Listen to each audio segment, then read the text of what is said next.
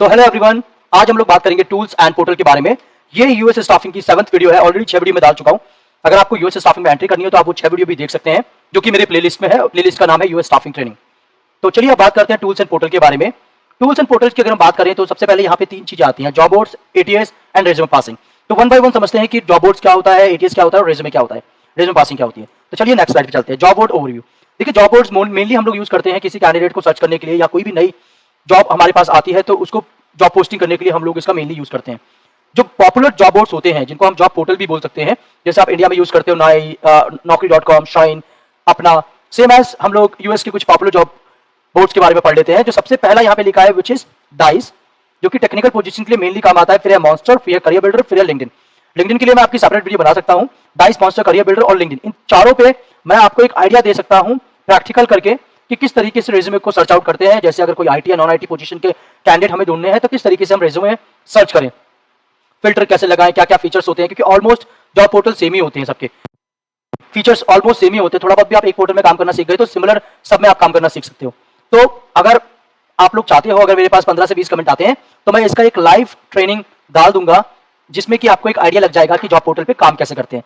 मेरी US staffing training का बिल्कुल सिर्फ इतना सा मकसद है कि आपको एटलीस्ट बेसिक अंडरस्टैंडिंग हो जाए कि यूएस स्टाफिंग में एंट्री करने के लिए क्या क्या चीजें रिक्वायरमेंट होती है, किस तरीके का काम होता है। ना बात करते हैं ये क्यों इंपॉर्टेंट है। देखिए, सोर्स टॉप टैलेंट लिखा हुआ है, कैंडिडेट्स को सर्च करने के लिए यूज होता है। एक अच्छा कैंडिडेट सर्च करने के लिए हमें जॉब बोर्ड्स की रिक्वायरमेंट पड़ती है। जॉब पोस्ट करने के लिए जो मैंने पहले ही बता दिया है, and get direct application. Direct application क्या है, हम पोस्ट करेंगे जॉब तो कैंडिडेट उसमें अप्लाई करेगा तो हमें डायरेक्टली एप्लीकेशन मिल जाएगी without searching out the candidate. ठीक, अब नेक्स्ट स्लाइड पे चलते हैं। यहाँ पे बात करते हैं एटीएस, एप्लीकेशन ट्रैकिंग सिस्टम, इसका नाम होता है फुल। अब ये एक सॉफ्टवेयर है।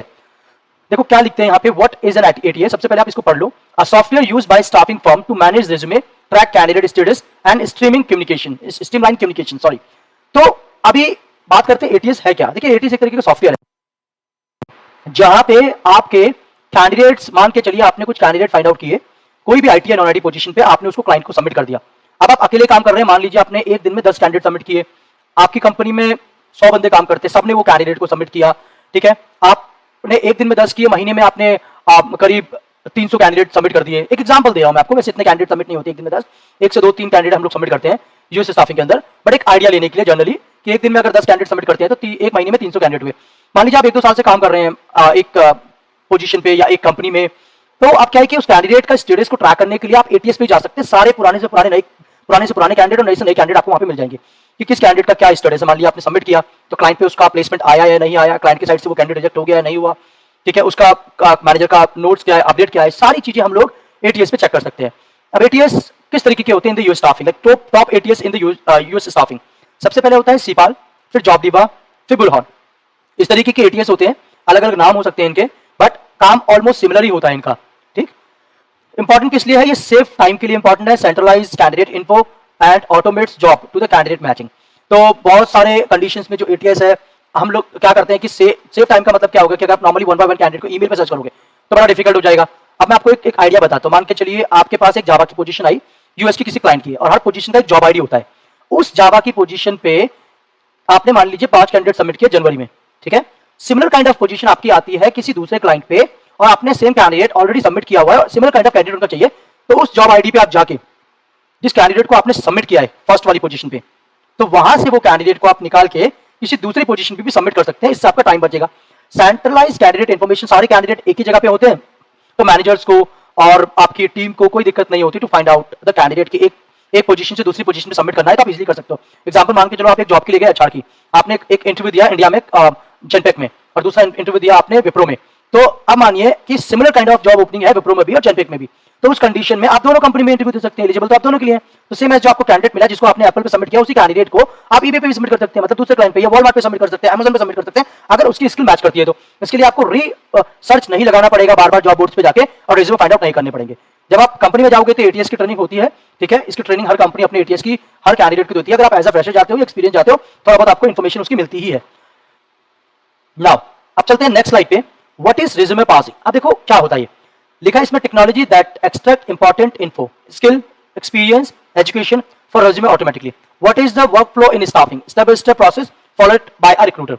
सबसे पहले हम लोग क्या करते हैं, वर्क फ्लो स्टाफिंग का होता क्या है, स्टेप बाय स्टेप फॉलो करने का मतलब job intake, understanding the requirement, resume search and passing, screening and shortlisting the candidate, submission to the client, interview scheduling, offer and onboarding. सबसे पहले बात करते हैं रेज्यूमे सर्च। अब रेज्यूमे सर्च क्या करना, लाइक जैसे कि जॉब पोर्टल से उसके अंदर आपके पास एक पोजीशन आई फ्रंट एंड डेवलपर की, आपने क्या किया, आपने वहां पे डाला फ्रंट एंड की स्किल जैसे HTML CSS जावास्क्रिप्ट आपको चाहिए, तो आपने वो रेज्यूमे सर्च कर लिया। दूसरा जो स्टेप आता है that is for screening and shortlisting. Screening कैसे करते हो, कैंडिडेट से आपने फोन किया, कैंडिडेट अवेलेबल है या नहीं है इन द जॉब मार्केट, आप और करंट लोकेशन पे है या नहीं है, कितना समय चाहिए उसको, लाइक करंट कंपनी में अगर वो काम कर रहा है तो कितने दिन में वो आपकी कंपनी को ज्वाइन कर सकता है, ठीक है। इस तरीके से कुछ स्टेप बाय स्टेप आप लोग स्क्रीनिंग करते हो वहां पे कैंडिडेट की, और उसके बाद उसी में से जैसे कि 5 कैंडिडेट से बात करी, आपने 2-3 कैंडिडेट शॉर्टलिस्ट कर लिए, आपके मैनेजर ने शॉर्टलिस्ट कर लिया, उसको क्लाइंट पे सबमिट कर लिया। फोर्थ प्रोसेस जो होता है सबमिशन टू द क्लाइंट। जब आप शॉर्टलिस्ट कर लोगे 10 में से 3-4 अच्छे कैंडिडेट जो आपके क्लाइंट की स्किल्स को भी मैच करता होगा, उसका जो बैकग्राउंड होगा, मान के चलिए वो IT का बैकग्राउंड है, टेक्निकल बैकग्राउंड है उस कैंडिडेट का और टेक्निकल ही स्किल्स उसमें चाहिए, तो उस कंडीशन में आप उस 10 में से 3 से 4 बेस्ट कैंडिडेट को सिलेक्ट करके शॉर्टलिस्ट करके आप क्लाइंट पे सबमिट कर सकते हो, या आपका मैनेजर क्लाइंट पे सबमिट कर सकता है आपका रेज्यूमे। जब 3 से 4 कैंडिडेट आप सबमिट करोगे क्लाइंट पे, तो फिर क्या है, इंटरव्यू की पॉसिबिलिटीज होंगी ज्यादा। 3 कैंडिडेट आपने सबमिट किया, सपोज आपका 1 इंटरव्यू आ गया या 2 इंटरव्यू आ गए, राइट। तो उसके बाद जब इंटरव्यू शेड्यूलिंग हो जाता है, देन अगर अच्छा इंटरव्यू जाता है, क्रैक कर लेता है, तो वहां पे ऑफर उसको प्लेस हो जाता है, ऑनबोर्डिंग का प्रोसेस शुरू हो जाता है, ठीक। तो इस तरीके से प्रोसेस काम करता है। पहले job intake, understanding the requirement, चाहिए क्या रिक्वायरमेंट में, स्किल्स क्या है, जॉब टाइटल क्या होना चाहिए, कितना एक्सपीरियंस होना चाहिए, कितना आपका पे रेट है मिनिमम और मैक्सिमम, रेज्यूमे सर्च करोगे, उसके बाद आप पहला स्टेप आपका होगा, फिर स्क्रीन शॉर्टलिस्ट करोगे कैंडिडेट को, फिर सबमिशन टू द क्लाइंट होगा, फिर इंटरव्यू आएगा, फिर ऑफर एंड ऑनबोर्डिंग, और सिलेक्शन हो गया तो आपका कमीशन बन जाएगा। So why it is important? Speeds up recruitment, reduce manual errors, ठीक, and ensure a smooth candidate experience। तो ठीक है, ये सब सेम ही चीजें सिमिलर जो मैंने समझाई, ठीक। Now let's go to the next tab which is screening techniques। Telephonic screening script यहाँ पे बताएंगे आपको, उसके बाद बताएंगे role fitment and communication, then visa and work authorisation, check and availability and rate confirmation. 1 से 2 वीडियो और रेडी स्टाफिंग की, इसके बाद फिर मैं आपकी टेक्निकल पोजीशंस पे आपको काम कराना सिखा दूंगा।